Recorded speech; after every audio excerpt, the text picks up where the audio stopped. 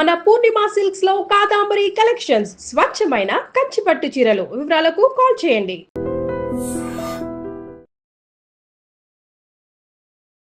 Welcome to I dream. నా పేరు లుంబిని. మన బ్రెయిన్ పనిచేయాలి అంటే నేను మాట్లాడుతున్నానన్నా మీరు వింటున్నారన్నా మన బ్రెయిన్ ప్రాపర్గా పనిచేస్తేనే, ఎందుకంటే అది ఒక కమాండ్ సెంటర్ మనకు. సో అన్ని సిగ్నల్స్ అనేటివి పంపిస్తూ ఉంటుంది మన బాడీకి. అయితే ఈ బ్రెయిన్లో చిన్న ప్రాబ్లం దగ్గర నుండి పెద్ద సమస్యల వరకు ఎలా క్యూర్ చేసుకోవాలి, ఫస్ట్ ఆఫ్ ఆల్ ఎలా తెలుసుకోవాలి, ఇలాంటి గైడెన్స్ మనకి ఇవ్వడానికి, ఒక ప్రాపర్ అవేర్నెస్ మనకు అందించడానికి ఇండియాలోనే one of the leading top most and famous neuro surgeon doctor Ranganatham గారు మనతో పాటు ఉన్నారు. ఆయనతో మాట్లాడదాం. సార్ నమస్కారం. సార్ ఎలా ఉన్నారు? సో ఫస్ట్ ఆఫ్ ఆల్ ఈ మధ్య కాలంలో ఎక్కువగా చూస్తూ ఉంటే బద్దె పురుగు, మెదడులో బద్దె పురుగు గురించి ఎక్కువగా డిస్కషన్లో ఉంది. సో ఫస్ట్ ఆఫ్ ఆల్ ఈ టైంలో ఎందుకు డిస్కషన్లో ఎక్కువగా ఉందంటారు? నిజానికి బద్దె పురుగు అనేది ఎప్పటి నుంచో భారతదేశంలో ఉంది. మామూలుగా ప్రపంచం అంతటా కూడా ఎక్కడైతే ఉష్ణ దేశాలు ఉన్నాయో ఆ దేశాల్లో మన ఇండియా కానీ, చైనా కానీ, ఇండోనేషియా, అదే కాకుండా ఇప్పుడు లాటిన్ అమెరికా దేశాలు ఉంటాయి, అంటే బ్రెజిల్, అర్జెంటీనా, చిలీ, ఉరుగ్వే. ఈ మధ్య కాలంలో అమెరికా, ఇంగ్లాండ్లో కూడా వస్తున్నాయి. అక్కడ సంపన్న దేశాలని కాకుండా అక్కడ ఇప్పుడు ఇమిగ్రేషన్ ఇక్కడ నుంచి వెళ్తున్నారుగా. అక్కడికి వెళ్ళి వాళ్ళ అలవాట్లు, వాళ్ళ భోజనం, వాళ్ళకి ఆల్రెడీ పొట్టలో కానీ ఉండేటట్టయితే రావడం, దానివల్ల కూడా అలాంటి దేశాలు, గొప్ప దేశాల్లో, సంపన్న దేశాల్లో కూడా ఈ కేసులు నమోదవుతూ ఉంటాయి. ఇప్పుడు కొన్ని రోజుల క్రితం బాంబే నగరంలో ఈ కేసులు ఎక్కువ నమోదైంది. వరదలు వచ్చాయి, వాటర్ లాగింగ్ లాగా అయిపోయింది. దానివలన ఇప్పుడు వాటర్ కంటామినేషన్ అయిపోయింది. అదే వాటర్ కొంతమంది తాగవలసి వచ్చి వస్తుంది.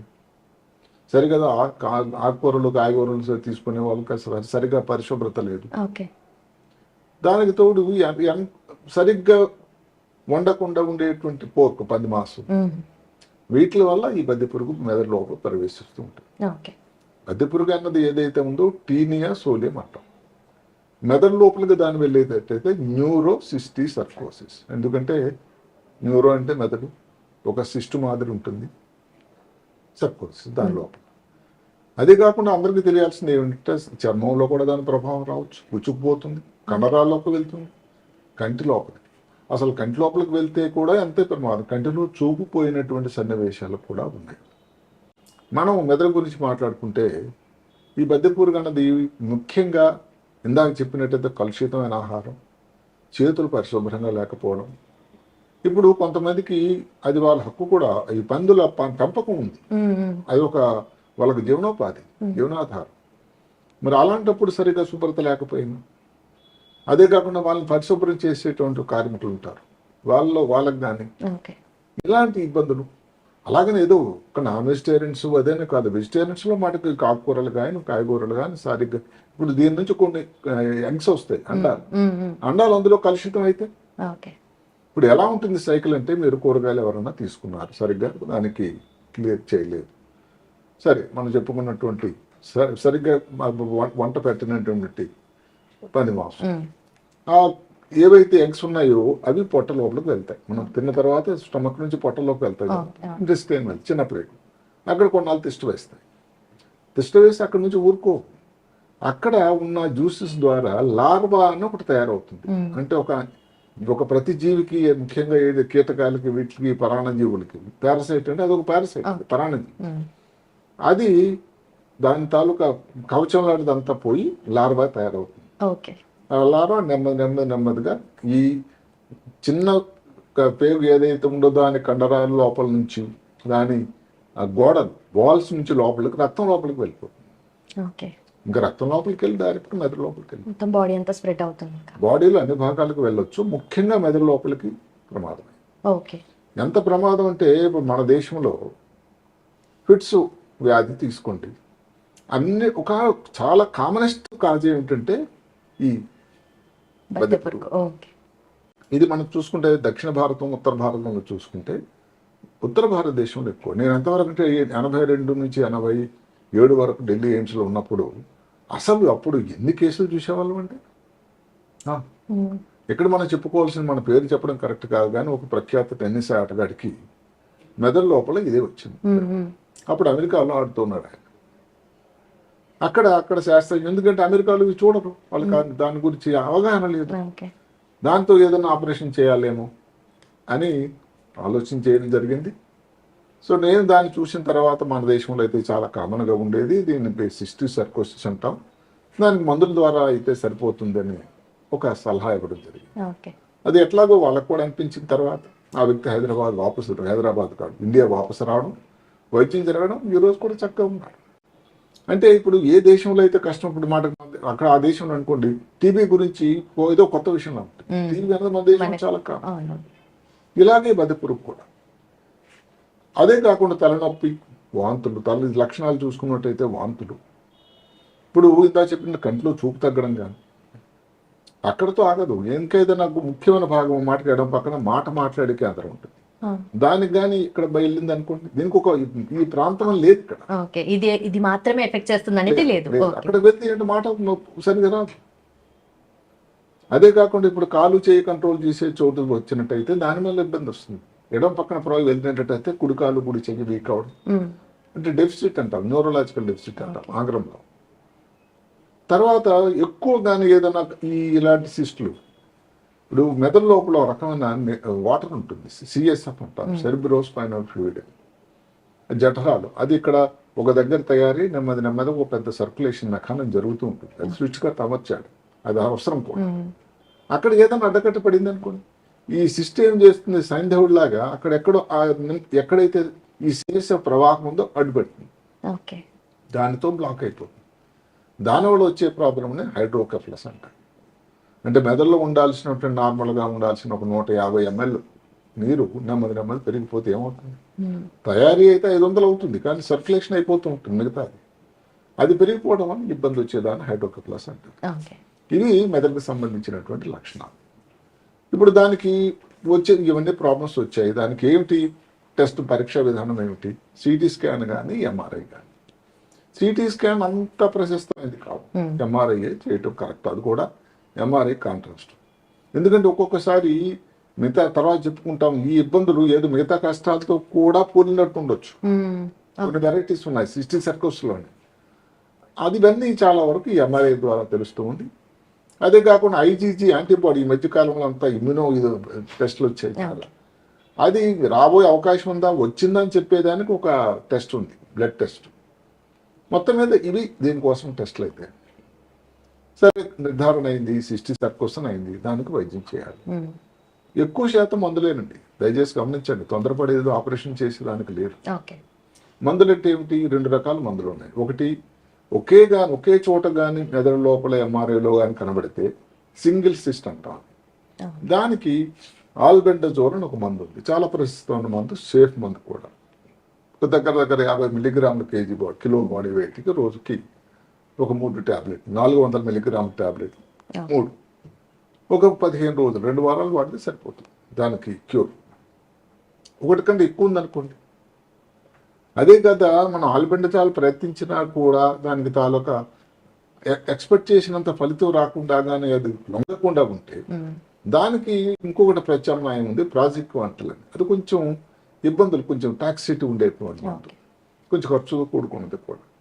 ఇది కూడా మందులు ఇస్తాం టాబ్లెట్ రూపంలో 15 మిల్లీగ్రాములు కేజీ బాడీ వెయిట్, అది కూడా 2 వారాలు. ఇట్లా 2 రకాల మందులు ఉన్నాయి. ఇప్పుడు సర్జరీ అవసరం పడుతుందా, సర్జరీ అవసరం పడేటువంటి అంటే శస్త్రచికిత్స అవసరం పడే సన్నివేశాలు కూడా ఉన్నాయి, ఎక్కువ కాదు.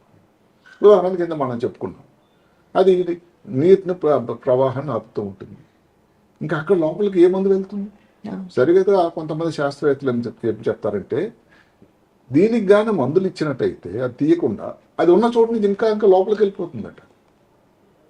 సో దానివల్ల మందు వల్ల మేలు జరగదు సరి కదా, దానివల్ల ఇబ్బంది వచ్చే ప్రమాదం, అక్కడే బ్లాకేజ్ అయిపోతుంది కాబట్టి ఇంకా ఇంటర్నల్ ఈ మందు కూడా అక్కడికి ప్రవేశించదు. సో అలాంటప్పుడు ఆపరేషన్ చేయక తప్పదు. అయితే మనం చెప్పుకున్నట్టు వెంట్రికల్ అంటే ఏదైతే సిఎస్ ఉండే చోట్లు జఠరికల్ అంటారు, దాంట్లో ఉండడం వల్ల ఎండోస్కోపీ అని పెద్ద ఆపరేషన్ కాకుండా పూర్తిగా మెదడును ఓపెన్ చేయకుండా ఒక రంధ్రం వేసి ఎండోస్కోపీ లోపలికి పంపించి దాన్ని తీసేటువంటి ఒక ప్రక్రియ ఉంది, చాలా మంచి ఆపరేషన్. అలాగని అన్ని సమయాల్లో అలా కాదు. ఒక్కోసారి రేసిమోస్ వెరైటీస్ అని ఉంటుంది, అంటే ఇప్పుడు ద్రాక్ష పండు గుత్తులా ఉంటాయి, ఒకటే దగ్గర ఇలాగ గుత్తులాగా ఉంటాయి ఈ సిస్టులు అన్ని. ఏ కారణం వల్ల వస్తుంది, దానికి కారణం. ఈ రేసిమోస్ వెరైటీ గురించి ఎందుకు చెప్పుకున్నాం అంటే, అది మామూలు వచ్చిన చోట్లకు కాకుండా సబ్ అరెక్నాయిడ్ అంటే మెదడులో సృష్టికర్త అమర్చాడు 3 పొరలు, జోరా, అరెక్నాయిడ్, పయామీటర్. అన్నిటికంటే పైన ఉండేది జోరా, లోపల ఉండేది పయ, ఈ మధ్యలో ఉండేది అరెక్నాయిడ్, చాలా థిన్ పల్చటి పొర. అది కూడా మెదడు అడుగు భాగంలో బేస్ ఆఫ్ ది బ్రెయిన్లో వస్తుంది. అక్కడ ఈ సిస్టులు తయారవుతాయి. అక్కడ కూడా మళ్ళీ చేస్తుంది ఏంటి, ఈ సిఎస్ఎఫ్ అన్నది ఇంకా ప్రవాహాన్ని అడ్డుకొట్టు చేస్తుంది. మెనింజైటిస్ ప్రమాదకరమైనటువంటి ఒక ఇన్ఫ్లమేషన్ వచ్చే అవకాశం కూడా ఉంది. ఇలాంటి వాళ్ళకి మళ్ళీ కొన్నిసార్లు దానికి శస్త్రచికిత్స చేయాల్సి ఉంటుంది. అప్పుడు మనకి ఏమవుతుందంటే ఇది నిజంగానే సిస్టిక్ సర్కోసిసా, ఏమన్నా ట్యూమరా, ఏమన్నా చీములాంటిది పట్టిందా, ఇవన్నీ తీసినంత వరకు అంత పెద్దది సిస్టిక్ సర్కోసిస్ చాలా తక్కువ కదండి. అలాంటప్పుడు కూడా ఆపరేషన్ ఓపెన్ చేసి మెదడుని దానికి చేయాల్సిన సన్నివేశాలు కూడా ఉన్నాయి. మొత్తం మీద ఏమిటంటే అదే కాకుండా కొంతమందికి చిన్నదే సిస్ట్ ఉంది కానీ వాటర్ అనేది ఎక్కువ ప్రవాహం ఉంటుంది, దానికి షంట్ ఆపరేషన్ అని కూడా ఉంది. అంటే దానికి ఏదైతే నీరు ఎక్కువగా అయిందో దానికి ఒక ప్రత్యామ్నాయ మార్గం, బైపాస్ అంటాం. ఆ ట్యూబ్ అన్నది పొట్టలో వేయడం. దానికంటే ప్రశస్తమైంది డెఫినెట్గా ఎండోస్కోపీ. సో ఎండోస్కోపీ పద్ధతి కానీ ఓపెన్ పద్ధతి కానీ 2 రకాలు కూడా ఉన్నాయి. ఇచ్చి కూడా దానికి మళ్ళీ మందులు ఇవ్వాల్సి ఉంటుంది, ఎందుకంటే మళ్ళీ కొత్త చోట్ల రాకుండా ఉండాలి. అందువల్ల ఏమిటంటే దానికి శస్త్రచికిత్స కూడా ఉన్నది. మందులు ఏవైతే మనం చెప్పుకున్నాం, ఏదైతే ప్రాజెక్ట్ మాటలు కానీ, అన్నిటికంటే ముఖ్యం అందరికీ తెలియాల్సింది ఏమిటంటే పారిశుభ్రత చాలా ముఖ్యం. ఇప్పుడు ఊరికే అనుకోండి, ఏదైతే పంది మాంసం ఎవరు తీసుకోవడం వాళ్ళ హక్కది, ఎవరు కాదని మనకు లేదు. తీసుకునేటప్పుడు దాన్ని పూర్తిగా సరిగా ఉడకకుండా తీసుకునేటట్టయితే ఇబ్బంది ఉంది. ఎవరైనా వెజిటేరియన్స్ కానీ ఎవరైనా ఆకుకూరలు కాయగూరలు తీసేవాళ్ళు 1-2 సార్లు దాన్ని శుభ్రం చేసుకొని తీసుకోవాలి, చేతులు కడుక్కోవాలి. ఒక కోవిడ్ వెళ్ళిపోయింది ఇంకా మనకేం అవసరం లేదని కాకుండా మిగతా సమయాల్లో కూడా భోజనం చేసే ముందు దాని చేతులు సరిగ్గా కడుక్కొని దాని తర్వాత భోజనం చేసేటట్టు ఇబ్బంది. ఈ రా వెజిటబుల్స్ తినే అలవాటు ఉండే వాళ్ళు కూడా కొంచెం ఆలోచించాల్సి ఉంటుంది, ఎందుకంటే రా ఉండడం వల్ల ఇది కొంచెం ఎగ్స్ డ్యామేజ్ కాకుండా ఉంటాయి. మొత్తం మీద ఏమిటి, పారిశుద్ధ్యం అన్నది ఉండేటట్టయితే ఇబ్బంది. ఇప్పుడు మాటకి ఇన్నాళ్ళు దాగి ఉన్నటువంటి మళ్ళీ ఇది ఇప్పుడు తెర మీద కిందకు వచ్చింది, ఎందుకంటే ఇది చెప్పుకున్నట్టు వర్షం పడుతుంది, అంతా వాటర్ లాగింగ్ అయిపోయింది, దాని తర్వాత ఇవన్నీ గుడ్డులు తేలుతూ ఉన్నాయి, ఇంకా ఇబ్బంది వచ్చింది. అందువల్ల ఏమిటి, ఈ ఇబ్బంది ఇంకా మనతో ఉంటూనే ఉంటుంది, ఎక్కడికి వెళ్ళిపోదు. అది ఒక పబ్లిక్ హెల్త్ ఇష్యూ. దీన్ని ఏమంటారంటే ఎండమిక్ అంటారు. ఇన్ఫెక్షన్స్లో పాండమిక్, ఎండమిక్, ఎపిడమిక్ అంటాం. అంటే పాండమిక్ అన్నాం ఏది మన కోవిడ్ లాగా, అది ఒక పెద్ద మహమ్మారి ప్రపంచం అంతా. ఎపిడమిక్ అంటే అలా ఒక అంటువ్యాధి, కలరా లేదు. ఎండమిక్ అంటాం అంటే స్థానికంగా ఉంటుందండి అంతే. సో అలాంటి వ్యాధి ఇది. అంటే పారిశుభ్రత ఉండేటట్టయితే ఇలాంటి ఇబ్బందులు తక్కువ అవకాశం, వచ్చేటట్టయితే డాక్టర్ని సంప్రదించాల్సిన అవసరం కూడా ఉంటుంది. దానికి మంచి చాలా ప్రశస్తమైన మందులు అయితే ఉన్నాయి. అవసరం ఉన్నప్పుడు శస్త్రచికిత్స కూడా కొన్ని సమయాల్లో అందరికి చేయాల్సిన అవసరం అయితే ఉండదు. ఇప్పుడు మాటకు ఫిట్స్ అనుకున్నాం, మూర్ఛవ్యాధి. నాకు చెప్పినట్టుగా మన దేశంలో మూర్ఛవ్యాధికి ఒక కారణం, కామనెస్ట్ కారణం, అన్నిటికంటే ముఖ్యమైన కారణం కూడా ఈ సిస్టిక్ సర్కోసిస్. సో అలాంటప్పుడు ఆ మూర్ఛవ్యాధి కోసం వాడే మందులు కూడా వాడాల్సి ఉంటుంది. మెదడులో వాపును తయారు చేస్తుంది, ఒక రియాక్షన్, ఇన్ఫ్లమేషన్ అంటావు. దానివలన దానికోసం కూడా స్టెరాయిడ్ లాంటి మందులు వాడాల్సి ఉంటుంది, రేర్గా శస్త్రచికిత్స చేయాల్సి ఉంటుంది. మొత్తం మీద మంచి వైద్యం దీనికి ఉంది, భయపడాల్సింది లేదు, జాగ్రత్తలు తీసుకోవడం అనేది మంచిది. ఓకే, అయితే మీరు చెప్పినట్టుగా ఈ వాటర్ కంటామినేషన్, ఫుడ్ కంటామినేషన్ వల్లే వచ్చే ఛాన్సెస్ ఉన్నాయి, ఇంకేమైనా అదర్ ఛాన్సెస్ ఉంటాయండి? ఇది కూడా చెప్పుకున్నాం కదా, అది పంది మాంసం ఏదైతే ఉందో అది కానీ, ఈ పందులని పెంపకం చేసే వాళ్ళకి కానీ, దాన్ని పారిశుద్ధ్యం చేసేటువంటి కార్మికులకు కానీ, ఆ గుడ్లు ఆ తర్వాత సరిగ్గా కానీ ఇప్పుడు మాటకి చేతిలో ఉండి తర్వాత ఏదో తీసుకొని భోజనం చేస్తే దాని లోపల పట్ట లోపల ఒకసారి వెళ్ళిందండి, ఎవరు కంట్రోల్ లేదు. దాని పని దాన్ని చేసుకుపోతూ ఉంటుంది, దాని లైఫ్ సైకిల్ మన బాడీలోనే కంటిన్యూ జరుగుతూ ఉంటుంది. అదే లైఫ్ సైకిల్. కొన్ని గుడ్లు మాటకి ఈ మలమ ద్వారా బయటకు వస్తాయి. అది వచ్చిన ఈ గుడ్లతో ఏవైతే మనం చెప్పుకున్న వెజిటబుల్స్ లో కానీ ఏదైతే కూరగాయలు, ఆకుకూరలు కానీ కంటామినేషన్ అయినా మళ్ళీ వెళ్తుంది, అదొక రూట్. రెండవది ఏంటంటే గుడ్లు ఏవైతే పొట్ట లోపలికి వెళ్ళిన తర్వాత, ఇంటెస్టైన్ చిన్న పేగుల్లోకి వెళ్ళిన తర్వాత లార్వా నెక్స్ట్ రూపాంతరం దశ వచ్చి అది ఇంకా మెదడులో ప్రవేశిస్తుంది. అదే అన్నిటికంటే ప్రమాదకరం. ఓకే, అయితే ఈ ప్రమాదం ఉంది అంటే ప్రాబ్లం ఉంది అని చెప్పేసి ఆ సిమ్టమ్స్ ఎలా బయటపడతాయండి? సిమ్టమ్ అది లక్షణాల నొప్పి, ఫిట్స్ రావడం ముఖ్యంగా, తర్వాత జ్ఞాపక శక్తి తగ్గిపోవడం, ఒక కాలు చేయి పని చేయకపోవడం కానీ, కంటిలో చూపు తగ్గడం కానీ, ఆ మాటలో తేడా రావడం కానీ, ఇలాంటి లక్షణాలు ఉండేటట్టయితే సిస్టిక్ సర్కోసిస్ అని కాదు, దాన్ని మనం పరీక్షలు చేస్తాం.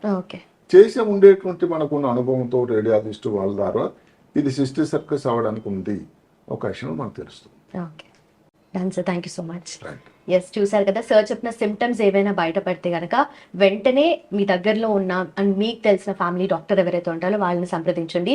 ఎందుకంటే చిన్న ప్రాబ్లం లాగా అరే తలనొప్పే కదా అని చెప్పి మనం ఇగ్నోర్ చేయడానికి లేదు. అది కాస్త పెద్దగా అయితే ఎలాంటి సమస్యలు వస్తాయో కూడా సార్ క్లియర్గా ఎక్స్ప్లెయిన్ చేశారు కదా.